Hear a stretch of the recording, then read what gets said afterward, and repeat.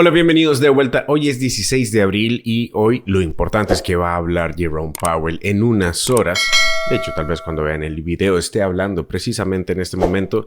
Y lo que hemos estado mencionando últimamente es que usualmente, después de que tenemos este movimiento en general en la bolsa, donde el miedo entra a los mercados, se genera un pico de volatilidad así tan fuerte, usualmente hemos marcado fondos. De hecho, déjenme enseñarles esta gráfica. Como saben, esta volatilidad que vimos entrar a la bolsa que trajo al S&P 500 un 20% justo a soportes, que es donde inicia un mercado bajista después del 20%.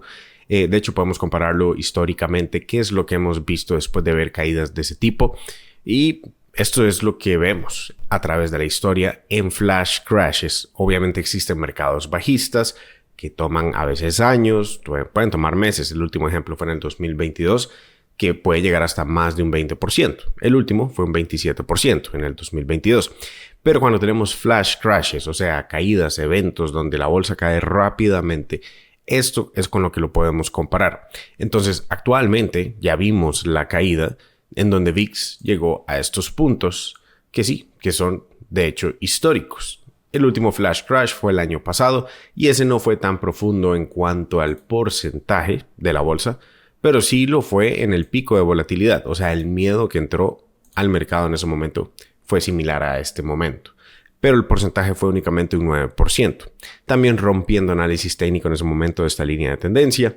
La diferencia es que esta vez rompimos a una mayor profundidad y estamos viendo otros indicadores importantes como este Dead Cross. Ahora, el Dead Cross, quiero recordar, el nombre es lo feo, es el cruce de la muerte, pero el cruce de la muerte, si lo vemos históricamente, de hecho suele marcar fondos. No significa necesariamente continuación.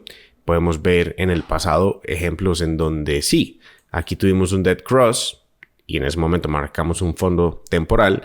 Usualmente rebotamos a las líneas promedio que ya marcaron ese Dead Cross y en esa instancia sí teníamos un mercado bajista, que el porcentaje fue mayor y no vimos tanta volatilidad. Eso es lo interesante. En ese momento no vimos tanta volatilidad o miedo en el mercado porque, puesto que fue en el 22, VIX no logró levantarse tanto como a estos puntos. Estábamos en esta zona. No vimos un pico de volatilidad tan alto. Claro, antes sí tuvimos un flash crash, que fue la pandemia. Ese sí es un pico histórico. Por eso lo estamos comparando con los picos de volatilidad, porque usualmente marcan capitulación. O sea, es una caída tan rápida que las emociones son tantas en el mercado que se genera capitulación. O sea, muchas personas venden rápidamente por emociones. Es muy diferente a un mercado bajista en donde es tan lento que toma más tiempo en procesarse esa capitulación, en llegar a los fondos. Esto es más similar a pandemia, por lo que hemos mencionado y también por el hecho de que seguimos en máximo miedo aún en la bolsa. Estamos en 18. Entonces, es importante ver la diferencia entre ambos.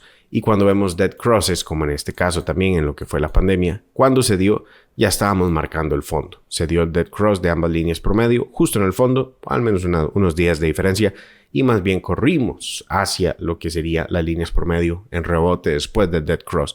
Entonces, el dead cross no siempre significa continuación, menos cuando vemos eventos de capitulación. E históricamente, entonces, lo que podemos ver es que estamos en los fondos cuando tenemos este estilo de eventos. ¿Qué pasa después de marcar esos fondos? Es la cuestión. Si hemos tenido ejemplos como en el 2015, que es la línea roja, en donde levemente hacemos un mínimo menor después de ese punto de mayor volatilidad. Otros, la mayoría en el 1987, la línea azul, ya marcamos un doble piso para salir de eso, entonces tomó unas semanas más para salir de ese fondo. Otros ejemplos como el amarillo, que sería de los más grandes, el 2020, la pandemia. Sí, se marcó el fondo inmediatamente para un V-shape recovery, una recuperación en V, pero el más importante viene siendo el promedio, el average de todos estos eventos. Usualmente se marca fondos, que es esta línea, podría ser un verde oscuro. Venimos saliendo lentamente de esa etapa. Entonces, eso es lo que nos encontramos actualmente en la bolsa. Un promedio de ese tipo. Estaba mencionando adentro de la academia en la última sesión en vivo que era muy probable, después de ver una vela de tanta volatilidad, después de esta caída, generar una vela de básicamente un 10%, que fue lo que creamos en un solo día en SPY o en el S&P 500, casi un 12%, que claramente iba a existir toma de ganancias. Ahora la cuestión es nada más generar un mínimo mayor. Esta sería la señal más alcista, un mínimo mayor. O sea, que sea lo que sea, que sean las velas rojas que continúan como toma de ganancias, vayamos a generar una base en algún punto mayor a este. Ese es el escenario más alcista para después rellenar este gap y romper esta línea de tendencia. Pero, puesto que pueden ver acá, existe todavía la posibilidad de mantener una base y no sería un V-shape recovery. Lo que sí es que en el corto plazo generamos un patrón W, que no es un V-shape V, pero es una W. Es otro estilo de patrón que nuevamente los patrones no siempre funcionan, pero son interesantes ver que sí tienen probabilidades altas de funcionar en la mayoría de las veces. Entonces, un patrón en W, que es lo que se generó en este caso, sí suele ir a visitar al menos los puntos de donde se tuvo el breakdown. Y si ese es el caso, el breakdown sería llevarnos nuevamente a los 550 para SPY. En ese caso sería una recuperación más rápida, pero si no, entender que los otros escenarios probablemente sería, en algunos casos, generar una base, visitar nuevamente el mismo soporte de la línea de tendencia, que como pueden ver, esta línea de tendencia ya la hemos visitado varias veces en los últimos años. Aquí fue luego después del mercado bajista. Ahí sí creamos una recuperación rápida. Después en el mercado bajista del 2022 vinimos nuevamente a tocar, eso sí con un mínimo mayor, puesto que es una tendencia alcista y este es el fondo de la pandemia. Si quieren utilizar una casa de cambio, yo estoy utilizando actualmente Bybit para operar cripto, para realizar compras. Eso sí, para cuando se trata de mantener un portafolio a largo plazo, utilizo billeteras en frío como Ledger. Así que si quieren utilizar Bybit para realizar compras en estos puntos, personalmente estaba realizando compras en Ethereum, que llegó a uno de los soportes históricos más importantes de los últimos años.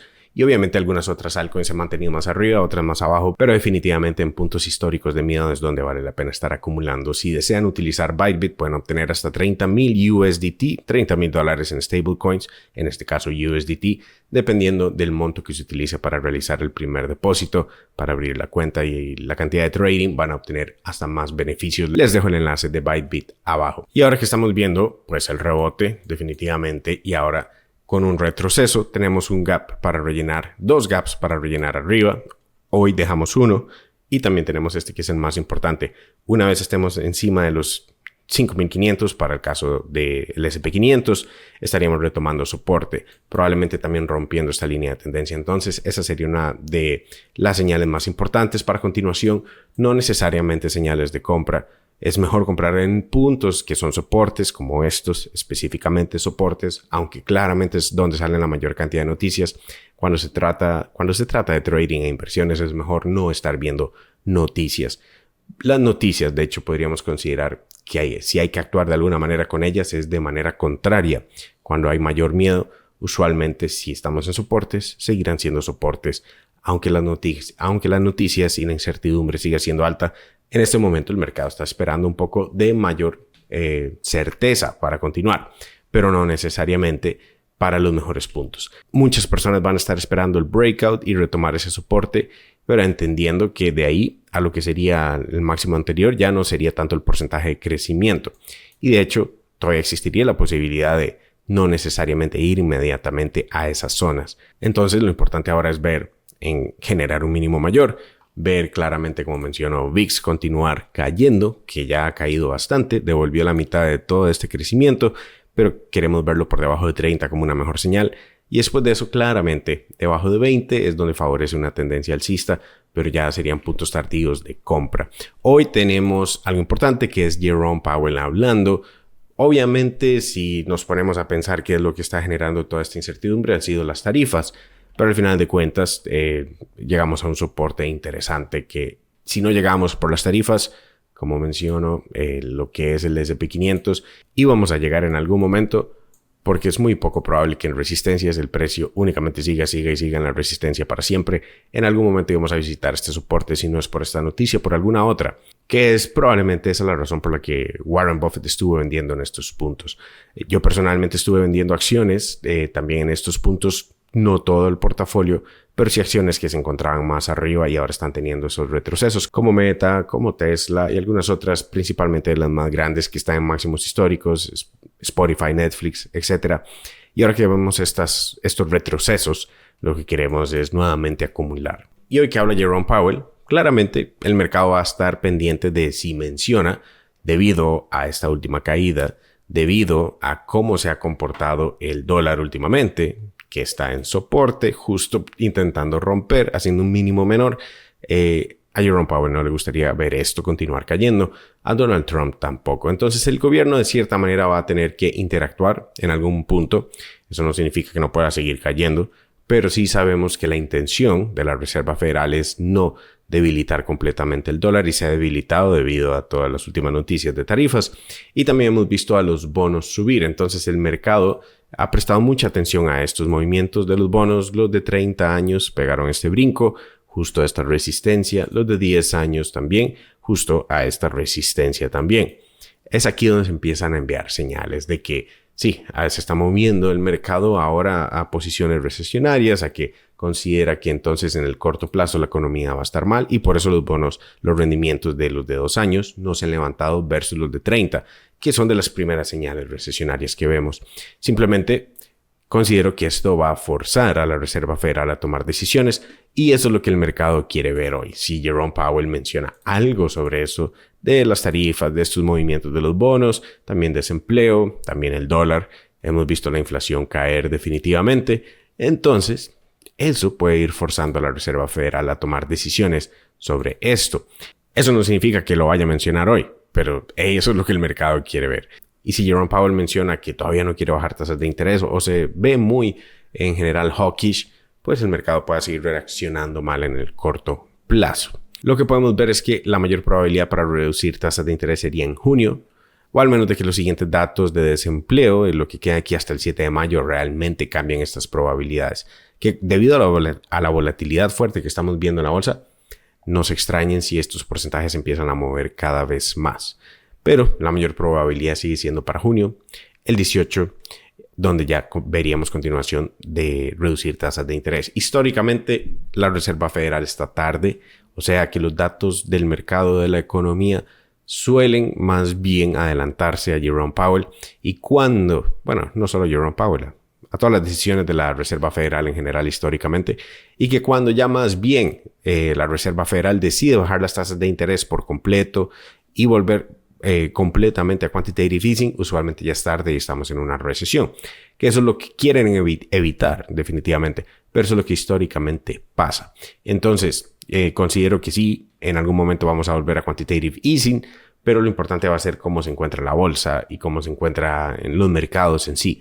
Porque si estamos en puntos muy altos, otra vez hemos recuperado resistencias, estamos en máximos históricos, más bien eso puede ser una mala señal. Si lo vemos en las siguientes reuniones, mientras estamos todavía apenas creciendo o incluso todavía en soportes, puede ser más bien una buena señal, porque en ese caso no quiere afectar más la economía con lo que menciono los bonos y el dólar y la bolsa misma, y quiere inyectar otra vez dinero, que ya sabemos lo que pasó la última vez que se hizo eso. Fue exactamente en estas etapas de la pandemia y después de eso tuvimos un fuerte crecimiento.